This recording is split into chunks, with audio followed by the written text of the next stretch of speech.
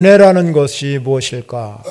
은혜라는 것은 받을 자격이 없는 사람이 하나님이 무조건 베풀어 주신 사랑을 우리는 은혜라 이렇게 말합니다. 즉 말하자면 전혀 내가 받을 자격이 없는 자지만 값없이 주어지는 선물이 바로 하나님의 은혜입니다. 그래서 우리는 매일 은혜로 살아가는 삶인 줄 믿으시기 바랍니다. 그런데 우리가 탄생케 한 부모님에게 똑같이 적용하는 단어가 어머니의 또 아버지의 어버이의 은혜라고 이렇게 얘기하지요.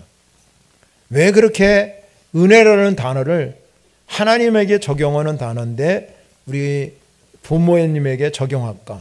그거는 여러분이 잘 알다시피 부모는 자녀에게 조건 없이 아낌없이 모든 것을 주시는 분이기 때문에 우리는 이 어버이를 은혜라 이렇게 말합니다. 즉 말하자면 이 어버이 은혜라고 말하는 것은 부모와 자식 간에 어떤 이익을 계산하지 않잖아요. 어떤 조건을 따지지 않습니다. 무조건 이 조건 없이 이렇게 사는 관계가 바로 이 부모와 자식 간의 삶입니다. 그렇기 때문에 부모와 자식 간의 삶은 오직 사랑의 관계 때문에 우리가 살아가는 삶이라는 것입니다. 특별히 오늘 본문을 제가 선택했습니다. 4절에 보면 아주 귀하고 중요한 말씀이 본문에 기록하고 있습니다. 4절에 보면 만일 어떤 과부에게 자녀나 손자들이 있거든 그들로 먼저 자기 집에서 효를 행하고 부모에게 보답하기를 배우게 하라. 이것이 하나님 앞에 받으실 만한 것이니라. 이렇게 기록하고 있어요. 즉 사도 바울은 집안의 부모를 섬기는 일이 그냥 인간적인 어떤 행위가 아니라 이것이 곧 하나님께 향한 행위라고 말씀하고 있는 것입니다. 왜냐하면 하나님이 모세를 통해서 10계명을 주셨습니다. 1계명부터 4계명은 우리가 잘 아는 것처럼 하나님에 대한 계명입니다. 5계명부터 10계명은 인간을 향한 계명입니다. 그런데 5계명의 첫 계명이 내 부모를 공경하라 하라는 말씀입니다. 그러면 이 내 부모를 5계명에 나와 있는 내 부모를 공경하라 한 이 말씀 속에는 1계명 하나님의 말씀하는 하나님을 경외하라 하는 계명하고 동일한 말씀입니다. 즉 보이는 하나님이 바로 우리 부모님이기 때문에 그렇다는 것입니다. 그래서 특별히 오늘 본절에서 이 효를 행하라, 사도 바울이 효를 행하라는 것은 뭐냐면 의미를 더 깊이 분석해 보니까 경건하게 행하라 하는 뜻입니다. 그래서 효를 행하는 것이 하나님 앞에서 받으실 만한 것이라고 말씀하고 있는 것입니다. 즉 우리가 세상을 살아가면서 우리를 낳아주신 부모님께 봉양하며 효를 행하는 것이나 세상에 나가서 우리가 믿지 않는 사람에게 예수를 증거하고 사는 것이나 특별히 오늘 거룩한 주일을 맞이해서 하나님께 나와서 우리가 예배하는 삶이나 모든 게 다 동일한 제사요 거룩한 행위라는 것입니다. 그렇기 때문에 우리 그리스도인들이 이 땅에 살아가면서 예수 그리스도의 증인된 삶을 살아가는 자로서 우리는 반드시 부모에게 효를 행하고 사는 것이 하나님께 예배드리는 이 시간과 다르지 않다는 겁니다. 우리가 예배의 자리에 나와서 하나님께 예배할 때 가장 중요한 게 뭐냐면 영과 진리로 예배를 드리셔야 돼요. 그리고 하나님이 기뻐하는 예배는 무슨 예배냐면 내가 하나님께 드리는 거룩한 산 제물이 되어야 된다는 것입니다. 그런데 이렇게 우리가 하나님이 기뻐하는 예배자로서 오늘 저와 여러분이 이 주일에 와서 여기에 앉아 있지만 이 삶의 자리에서 보면 우리가 부모에게 효하는 것이 바로 하나님께 드리는 예배자로서의 사는 것과 다르지 않다는 것. 똑같은 행위라는 거죠. 하나님 보실 때는 그것과 그것이 동일한 행위라는 것입니다. 왜냐하면 우리 모든 인간은 하나님의 형상으로 지음받았습니다. 그렇기 때문에 우리는 그리스도 안에서 모두가 다 하나입니다. 그렇기 때문에 우리가 부모에게 효도하는 것이 하나님께 드리는 예배와 똑같이 거룩한 행위라는 것입니다. 우리가 여러분 효 사상은 우리 한국이나 이 동양 사상이잖아요. 특별히 효는 우리나라에 들어온 유교 사상에서 들었다고 합니다. 그런데 여러분 성경에서 말하는 효는 그 유교 사상을 훨씬 뛰어넘는 거예요. 왜냐하면 성경에서 말하는 효는 복음의 진리 안에서 우리가 오늘도 하나님께 예배하는 우리 모두가 이 예배하는 삶이 바로 우리가 낳아주시고 길러주신 부모님을 섬기는 그 삶이나 구분하지 않는다는 겁니다. 하나님께 드리는 예배나 여러분이 섬기는 부모님에게 하는 행동이 똑같다는 겁니다. 그렇기 때문에 예수님께서도 그 당시에 부모를 거스리고 또 하나님께 그 부모를 거스리는 자녀가 하나님께 거역하는 거나 살인하는 것과 동일하게 취급했어요. 즉 말하자면 어떤 종교적 행위를 핑계로 부모를 거역한 바리새인들에게 아주 무섭게 책망한 말씀입니다. 그렇기 때문에 우리가 부모에게 효도하는 거나 여러분이 오늘 와서 하나님께 예배하는 삶이나 다 동일한 말씀이라고 오늘 하나님이 받으실 만한 것이라고 말씀하고 있습니다. 또 다른 하나는 뭐라고 말씀했냐면 오늘 4절 말씀에서 보면은 부모에게 보답하기를 배우라 그러겠습니다. 오늘 본문에 특별히 우리가 콕 집어서 말하는 게 누구였냐면 부모라고 얘기하지 아니하고 오늘 본문에는 과부에 대해서 말씀하고 있습니다. 이 과부는 누구입니까? 우리가 그 당시 과부는 남편이 없이 홀로 살아가는 사람인데 연세가 60 이상 정도 된 자를 가리켰습니다. 그런데 홀로 사는 그 과부에게 만약에 자녀가 있고 손자가 있다 그러면 그 자녀들이 그 당시에 이제 교회가 구제 활동을 해서 그 어려운 사람들을 이렇게 도와주는 일에 그렇게 동참했거든요. 그런데 만약에 교회에서 또 어떤 공동체에서 이 할머니를 도와주고 있다 그러면 아이고 교회에서 도와주니까 또 어떤 구제 활동하는 데서 도와주니까 우리가 도와주지 않아도 얼마든지 살 수 있다.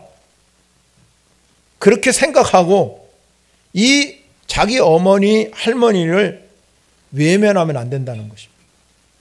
그래서 이 사도 바울이 그 당시에 그 자녀들에게 이렇게 홀로 사는 이 분들에게 부모에게 보답하는 것을 배우게 하라는 것입니다. 보답하는 이라는 단어는 어떤 의미가 있냐면 계속해서 되돌려준다. 그냥 한번 일회성으로 우리가 되돌려주는 게 아니라 이 보답하는 의미 속에는 계속해서 들려줘야 되는데 돌려주는데 그 중에 자녀들에게 중요한 의무를 하나 그 당시 부여해 주었습니다. 그것이 뭐냐면 그냥 보답할 때 우리 어머님 사랑합니다. 감사합니다. 나를 길러줘서 그런 정도로 끝나는 것이 아니라 끊임없이 공급해 주는 거예요. 물질로도 공급해 주고 또 다른 것들로 공급해 주는. 그렇게 물질로 보답하고 공급하는 것이 보답하다 하는 뜻이에요. 그런데 오늘날 어떻습니까? 그렇지 못할 때가 너무나 많아요. 며칠 전에 저희 손님이 와서 저희들이 오랜만에 그분이 청남대를 못 가봤다고 그래서 목사님 청남대 좀 한번 구경시켜 주십시오. 그래서 갔습니다. 가정의 달을 그래도 평일이기 때문에 점심 식사를 하고 그것을 방문하게 되었어요. 이 가정의 달이니까 막 복지센터, 교회, 막 관광버스가 엄청나게 이 평일에 들어왔어요. 보면은요, 가니까는요, 전부 노인들입니다. 노인들, 전부 노인 천국이에요. 그런데 그 중에 이제 우리 집사람이 앉아있다가 대화를 들은 내용을 소개하더라고요, 저한테. 손주가 집을 왔어요. 찾아왔어요.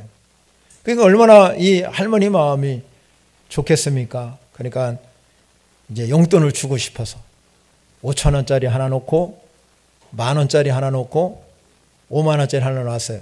야, 손주야, 너 이거 뭐 가져갈래? 그러니까 뭐 당연히 뭐 얼마 집을겠어요? 50,000원짜리 집었죠. 50,000원짜리. 아, 얼마나 기뻐요. 용돈 50,000원짜리를 딱 받았고 집으로 이제 갔죠. 아, 그 다음 주에 또 오더랍니다. 아, 그 다음 주에 또 와서 이제 토요일 되니까 와서 하더니 안 가더래요. 저녁도 해줘야 되지. 또 자더랍니다. 그러면서 이제 갈 때가 됐으니 가면서 신발을 신어가면서 할머니 왜 하던 대로 안 해? 그러더래요. 할머니 왜 하던 대로 안 해? 왜 돈 안 주냐 얘기잖아요. 돈 안 주냐. 그러니까 그 할머니들 하는 대화 속에서 와서 좋기는 좋지만 밥 해줘야지. 그 다음날 또 자고 가면 여러분 또 잠자리 해야지. 또 그 다음날 또 밥 해줘야지. 돈 줘야 되니까 안 오는 게 낫다는 거지. 거꾸로 됐잖아요. 그래서 우리끼리 하는 얘기잖아요. 돈 없으면 할머니 할아버지도 노릇도 못 한답니다. 돈이 있어야 찾아온다. 오늘 세대가요, 너무너무 바뀌었어요. 오늘 성경은 우리에게 그걸 뒤집어서 말하는 거잖아요. 부모에게 보답하기를 배우라 그랬어요. 끊임없이 우리가 이 말씀을 통해서 살아계신 부모님에게 또 여러분, 우리 사는 동안에 은혜에 보답하는 것을 자꾸 배우게 해야 된다. 그러면 배운다는 얘기는 눈으로 보고 배우는 게 아니에요. 이 배우게 하라 하는 의미 속에는 어떤 일을 했을 때 그것이 익숙하게 되도록, 습관화되도록 하는 겁니다. 즉 말하자면 몸에 배인 습관이 되도록 만들어가는 거죠. 어린 시절부터 여러분 부모에게 용돈을 드리고 하나님께는 11조를 드리고 이걸 습관화하면 익숙해지면 평생 동안 잊어버리지 않는 거예요. 그 삶이 익숙하니까 내가 분명히 어렸을 때부터 해버렸던 거니까 부모에게 용돈도 드리고 하나님께는 11조도 드리고 어른을 공경하고 이런 것들이 이미 내 몸이 먼저 반응하는 거예요. 먼저 반응하고. 근데 요새는 거꾸로 됐습니다. 오늘 사도 바울이 우리에게 교훈해 주는 게 뭐냐면 가정에서 부모에게 보답하기를 배우게 하라는, 익숙하게 습관이 되도록 반응하도록, 몸이 반응하도록. 그래야 여러분 가정이 살아야 교회도 살고 세상에 사는 거예요. 가정이 안 살면 어떻게 여러분 세상에 살아갈 수 있겠습니까? 부모에게 효도하는 것, 용돈 줄 수 있는 것, 남을 대접하는 것, 이 모든 것이 습관화되도록 몸에 배도록 그렇게 만들어가는 것이 이게 가정교육. 이게 안 되면 여러분 우리 여기 부모 어르신들 계시죠? 여러분의 자녀들이 부모에게 효하지 않습니다. 어버이날을 하루 맞이해가지고 뭐 여러분 그 주간에 와서 밥 사주고 뭐 해주고 그걸로 끝나는 것이 아니라 그렇게 1년에 한 번에 오셔서 그러는 것이 아니라 우리는 평생을 살아가면서 여러분의 자녀들에게 우리의 부모들이 이 아이들에게 정말로 이렇게 자라갈 수 있도록 만들어주는 것. 이것이 우리 가정에서 해야 할 가장 큰 축복인 걸 믿으시기 바랍니다. 그러면 오늘 본문에서 저는 여기 다 부모님이 계시기 때문에 부모에게 효도하라 그래봤자 여기 효도할 사람 많지 않아요. 그래서 제가 오늘 본문을 선택할 때 굉장히 고민을 많이 했어요. 그런데 여러분 이렇게 부모에게 효도하고 부모에게 보답하기를 배운 아이들, 그렇게 자라간 가정에서 살아가는 삶을 사는 사람들에게는 두 가지 중요한 삶을 살아갑니다. 오늘 본문에서 우리에게 너무너무 중요한 두 가지 삶을 우리에게 알려주고 있습니다.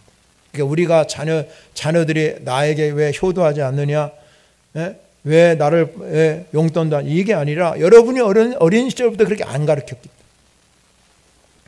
그러면 우리가 그렇게 자란 사람들, 오늘 말씀대로 그것이 하나님 앞에 받으실 만한 것인데, 그렇게 하는 자녀들에게 어떠한 삶을 살아갈까?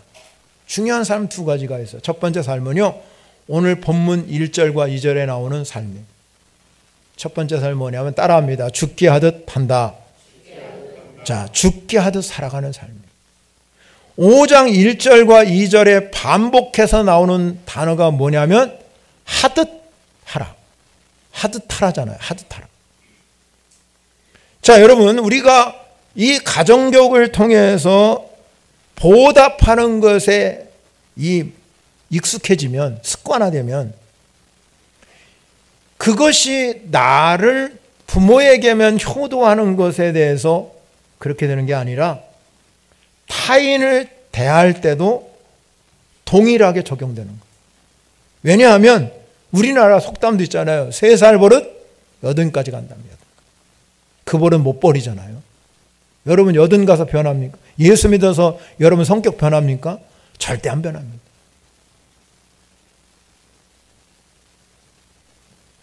그렇기 때문에 어린 시절에 3살 버릇 80까지 가기 때문에 어린 시절에 그 몸에 배어있지 않으면 여러분 절대 못합니다. 아무리 여기서 여러분 제가 설교하면서 대접하십시오. 다른 사람에게 익숙하지 않는데, 나는 매일 아끼고 사는데 어떻게 여러분 남을 대접할 줄 압니까? 이미 그게 가정교육을 통해서 익숙해진 사람은 먼저 돈 내요. 몸이 먼저 가는 거예요. 그런데 안 해봤는데, 한 번도 그런 걸 안 해보고 살았는데, 제가 여기서 아무리 가서 여러분 돈도 먼저 내고 남도 식사도 대접하고 됩니까? 안 됩니다. 그건 전혀 안 되는 얘기예요.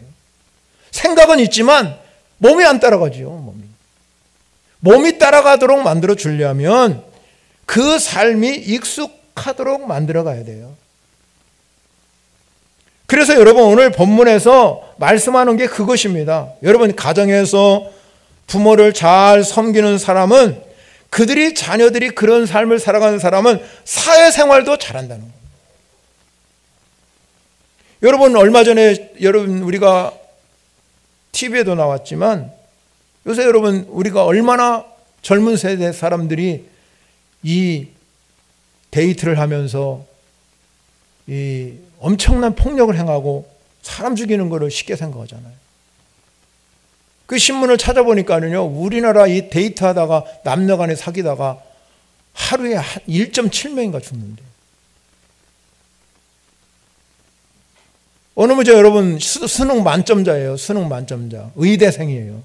자기 여자친구가 동창이 그랬는데 헤어지자고 하니까 걔 죽이셨잖아요. 오늘날 수능 만점이면서 의대생인데도 불구하고 여러분 그게 뭡니까? 왜 우리나라가 이런 문제점이 있느냐? 학원 문화에서 왔기 때문에. 학원 문화. 얼마 전에 시내라 가보니까는요, 오후에 가보니까 아이들 조그만 애부터 시작해서 참 가방, 자기보다 무거운 가방 들고 어디로 가냐면 다 학원으로 가.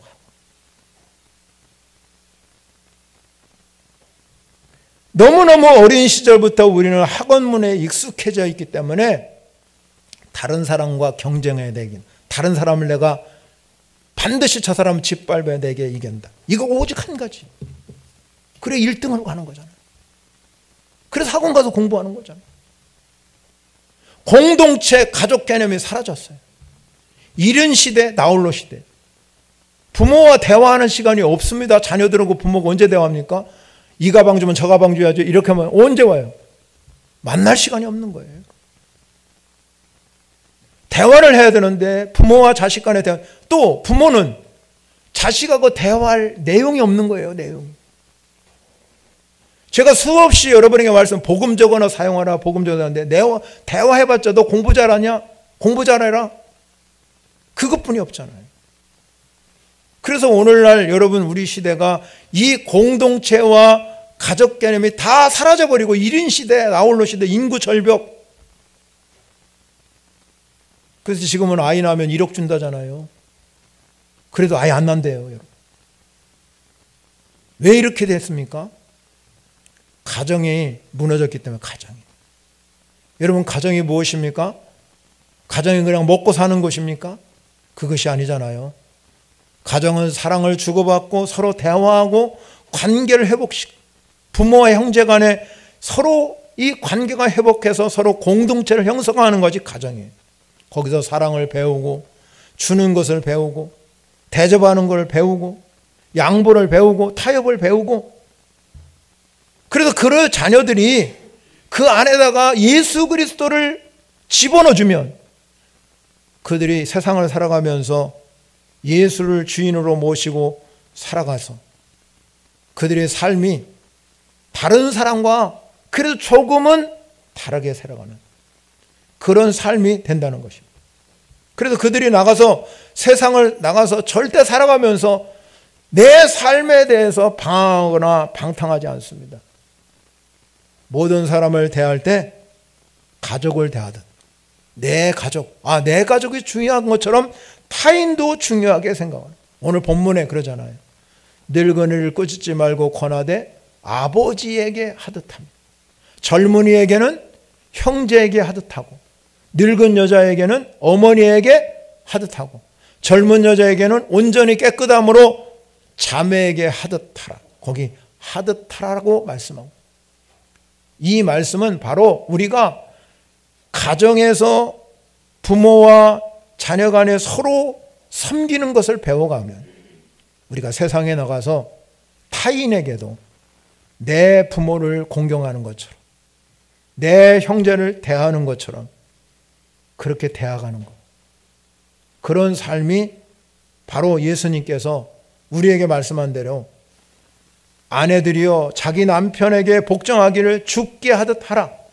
이는 남편이 아내의 머리됨이 그리스도께서 교회의 머리됨 같음이니 그가 바로 몸의 구주시니라 그랬습니다.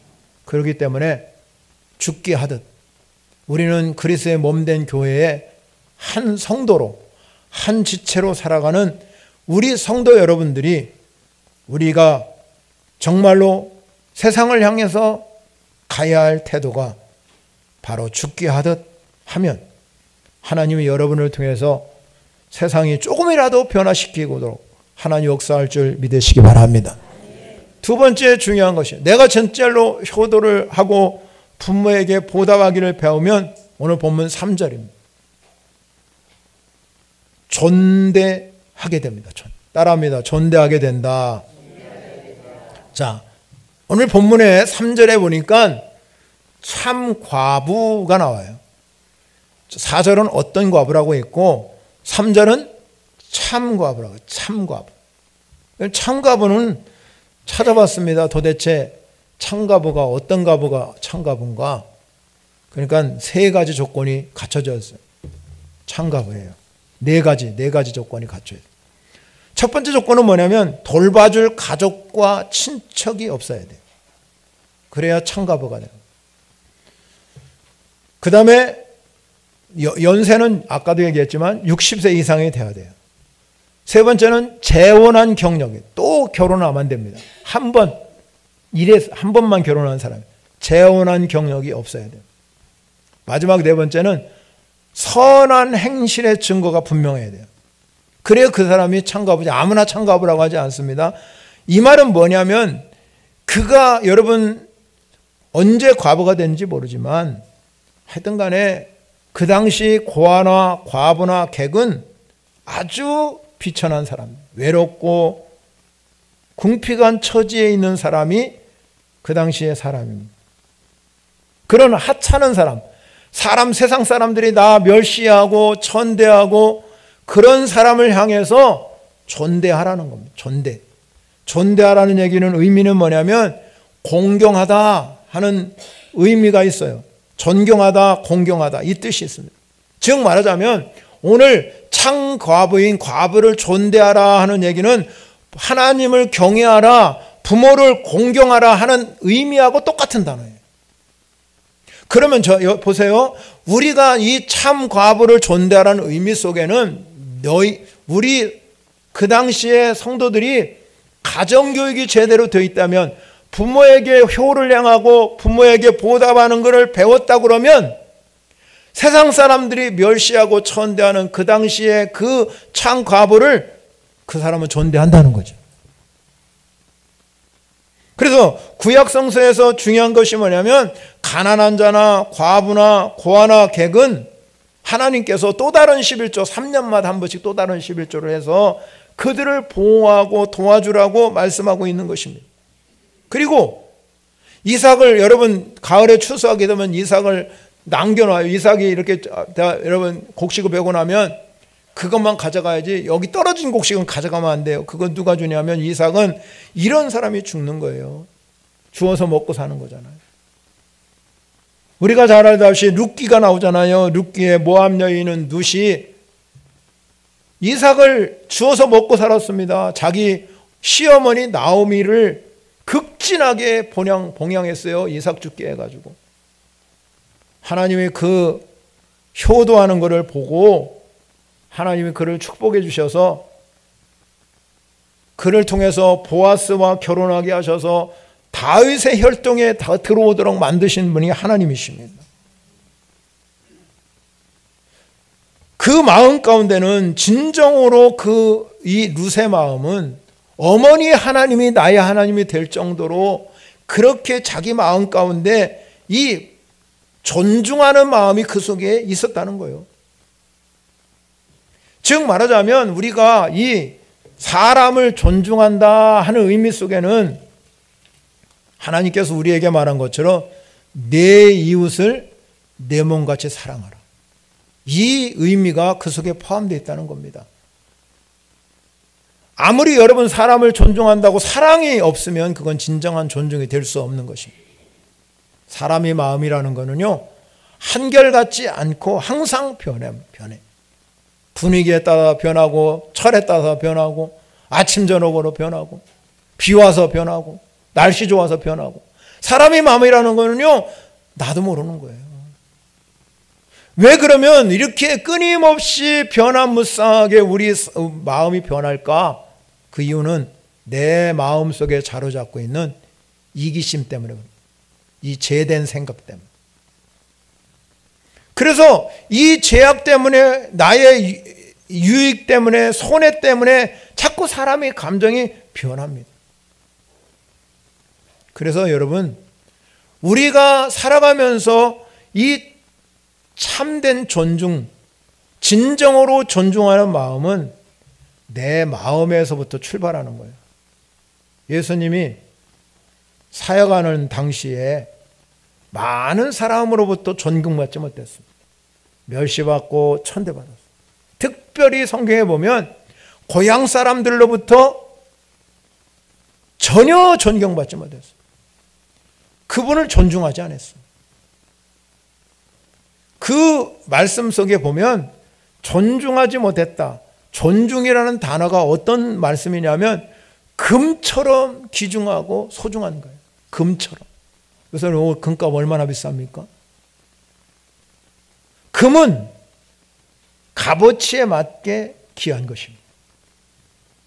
그런데 존중의 반대말은 뭐냐면 경멸하는 거고 멸시하는 거예요. 예수님은 이 땅에서 존경받아야 할 뿐인데 십자가를 지시면까지 경멸받고 멸시받았잖아요.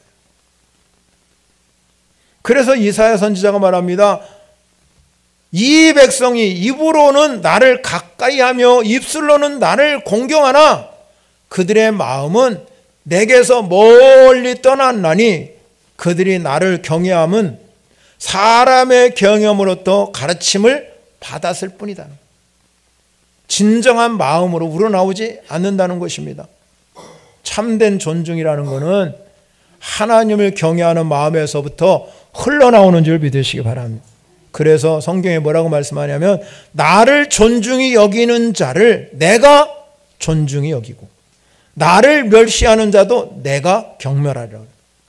하나님을 존중하는 자, 부모를 존중히 하는 자, 과부를 존중히 여기는 자, 타인을 존중히 여길 줄 아는 사람이 하나님이 존중히 여긴다는 거예요. 그런 사람들이 세상을 향해서 나갈 때 존중히 여길 줄 아는 사람이 하나님이 그를 인정하고 존중히 여기는 거죠. 늘 마음속에 저 사람 멸시하고 짓밟아버리고 경멸해버리면 하나님도 여러분을 그렇게 한다는 겁니다. 우리는 모든 사람을 하나님만은 걸작품이라고 그러잖아요.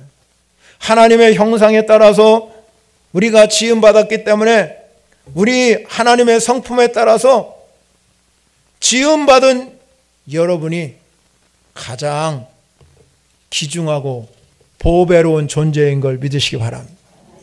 그렇기 때문에 우리는 우리가 살아가는 이 세상 속에서 가정에서 부모에게 효도하고 부모에게 보답하는 그런 사람은 세상을 향해서도 가장 낮은 자, 천한 자, 사회적인 약자를 존대하고 존중히 여기는 사람이 되는 줄 믿으시기 바랍니다. 그래서 성경은 우리에게 말하잖아요. 선지자 이름으로 선지자를 영접하는 자는 선지자의 상을 받을 것이고, 영접한다는 얘기는 존중히 여기다 이 뜻이에요. 의인의 이름으로 의인을 존중하면 의인의 상급을 받을 것이고, 누구든지 제자의 이름으로 이 작은 자 중 하나에게 냉수 한 그릇이라도 주는 자는 내가 진실로 너희에게 이르노니 그 사람이 결단코 상을 잃지 아니하리라.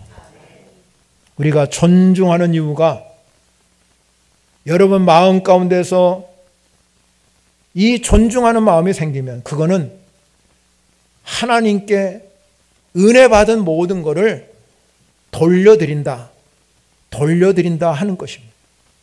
그러면 하나님께 돌려드리면 하나님도 나에게 그 존중하는 마음을 기쁘게 받으셔서 우리에게 하나님의 은혜와 축복을 허락해 주시는 줄 믿으시기 바랍니다. 베드로 사도가 말합니다. 뭇사람을 존중하라고. 뭇사람을 공경할 줄 알고 존중할 줄. 여러분, 우리가 성경에 나오면 우리가 뭐라고 말하냐면 하나님 사랑하잖아요. 그리고 그 다음에 둘째 계명 뭐였어요? 내 이웃을 내 몸같이 살아. 이웃이라는 말이 나와요. 이웃. 성경은 이웃을 계속 얘기해요. 그럼 여러분 이웃은 누굽니까? 여러분 옆자리에 앉은 사람이 이웃이에요. 우리 모두가 다 이웃입니다. 우리는 모두 한 공동체 안에서 여러분의 옆에 있는 내 주변에 있는 사람이 다 이웃이에요. 근데 성경은요, 거기에 더 나가요. 나와 전혀 상관없는 사람. 성경 우리에게 그걸 증거하잖아요. 강도 만난 이 사람. 그런데 이 강도 만난 사람이 전혀 상관이 없어요. 그런데 이 선한 사마리아 사람은 저 사람하고 나하고 전혀 관이 없는데 그를 도와줘요. 전혀 관계도 없는 사람을 아낌없이 도와줘요. 그러니까 예수님이 말씀, 우리의 이웃은 누구냐? 우리의 이웃이 도대체 누구냐? 이 아낌없이 주는 마음이 어디서 나왔습니까? 마음에서부터. 존중하는 마음이 그 강도 만난, 지금 이 강도 만난 이웃을 보면서 그 선한 사마리아인은 그 마음 가운데 하나님을 존중하는 마음이 있으니까 사람도 존중하는 거예요. 구약성서에 보면 3년 6개월 동안 비가 오지 않아서 먹을 것이 다 떨어졌어요. 하나님이 엘리야에게 사렙과 과부 집에 가라는 거예요. 그런데 여러분 그 사렙과 과부 집도 역시 먹을 것이 없어. 다 떨어져요. 그 집에 아들이 하나 있었습니다. 지금 여러분 밀가루와 기름통을 가지고 이 떡을 만들었어요. 엘리야가 그거 놔달라고 그래요. 여러분 이 사렙과부가 얼마나 갈등했겠습니까? 우리 아들 죽어가고 배고프다고 소리 지르고 있는데, 힘들다고 나 배고파 죽겠다고 그러는데 그걸 보는 부모의 마음이 얼마나 가슴 아프겠습니까? 그런데 여러분 그 사렙과 과부는 아들 주지 않고 엘리야 줬습니다. 왜? 하나님을 존중하는 마음이 사렙과 가부에 있었기 때문에. 하나님의 존중하는 마음이 있으니까 아들보다 엘리야를 생각한 거예요. 존중하는 마음. 하나님이 그 가정에 밀가루통에 밀가루가 떨어지지 않게 하시고 기름통에 기름이 마르지 않는 하나님의 복이 임했다는 거예요. 복 때문에 그런 거 아니잖아요. 복 받으려고 그런 거 아니잖아요. 그 행동을 보고 하나님 그 존중하는 마음을 보고 너무 기뻐서 그 가정에 하나님의 복이 넘쳐 흐르게 하셨다 이 말이에요. 사랑하는 성도 여러분, 우리가 이 땅에 살아가면서 남을 멸시하고 천대하고 깎아내리고 그러지 마시고, 내가 하나님 믿는다고 오늘 예배 자리에 오셨는데 우리가 부모에게 효도하고 부모에게 보답하는 그런 삶을 살아가는 자라면 우리는 타인에게도 내 옆에 있는 이웃에게도 존중 여기는 삶을 사셔야 돼요. 그게 하나님이 원하는 거예요. 왜? 내가 하나님을 존중 여긴다고 그러면, 여러분이 이 자리에 오신 여러분이 진짜 하나님을 아주 귀하게 여기고 존중 여긴다면 내 남편, 내 아내, 내 주변의 사람들 존중 여길 수 있는 여러분이 되셔야 됩니다. 그 길만이 가정에 사는 길. 오늘 어버이 주일입니다, 여러분. 오늘 어버이 주일이지만 여러분 여긴 다 부모님들이 많고 자녀들은 저도 자녀지만 여러분 자녀는 그래도 많지 않아요. 그럼 우리가 성경에서 말하는 가장 중요한 것은 무엇입니까? 가정교육입니다. 가정에서 말씀이 흘러가야 되고 그 말씀이 능력이 돼야 되고 기적이 돼야 된다 이 말. 그 자녀들이 그걸 보고 배워서 또 부모가 하는 그 행동을 보고 이 익숙하게, 몸에 밴 습관이라고 그러잖아요. 익숙하게 해서 그들이 세상을 가면서 세상 사람은 다르다 할지라도 우리 예수 믿는 우리 가정의 자녀들만큼이라도 세상에 살아가면서 타인을 향해서 이렇게 정말로 죽게 하듯 하고 또 존중 여기는 삶으로 바뀌어간다면 그래도 조금인가 뭔가 하나님의 은혜가 여러분의 삶 가운데 임하지 않을까요? 진정으로 우리가 이 어버이 주일을 맞이해서 우리가 부모에게 효도하는 것도 가장 먼저 할 일이지만 그 효도 속에서 나오는 그 힘을 가지고 세상을 살아가는 삶의 태도를 오늘 사도 바울이 우리에게 말씀하고 있기 때문에 여러분이 오늘 잊지 않고 기억할 이 죽게 하듯 모든 사람을 대할 때 죽게 하듯 그리고 존중 여기는 것을 가르칠 수 있는 복된 성도 여러분 되시기를 축원합니다. 찬양으로 영광 올려 말씀을 생각하면서 우리 찬양하겠습니다.